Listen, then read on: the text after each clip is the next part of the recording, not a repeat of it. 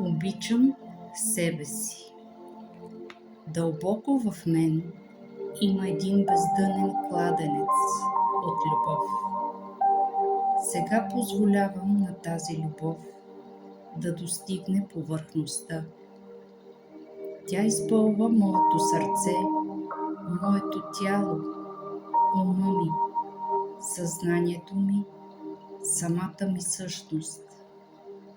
Излъчва се от мен във всички посоки и се завръща многократно по-голяма. Колкото повече обич оползотворявам и дарявам, толкова повече имам и мога да дам. Запасите са бездънни. Въздействието на любовта ме кара да се чувствам добре. Това е проява на вътрешната ми радост. Обичам себе си, затова се грижа с любов за тялото си.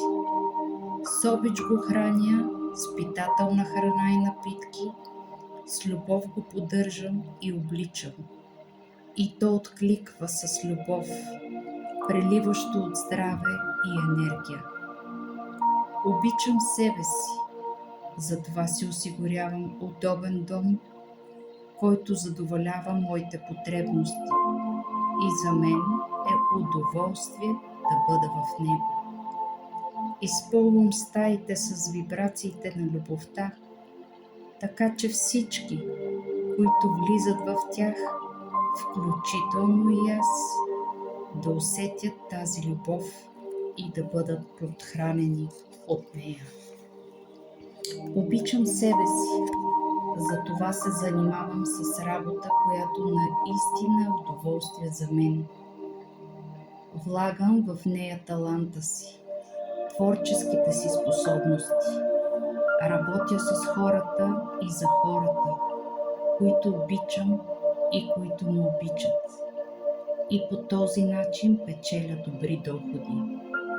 Обичам себе си, затова моето поведение и моите мисли са наситени с любов към всички хора, защото зная, че онова, което давам, се връща при мен в по-големи размери.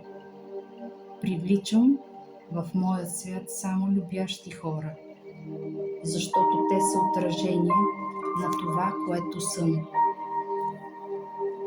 Обичам себе си, затова си прощавам напълно и се освобождавам от миналото, от всички предишни преживявания и съм свободна.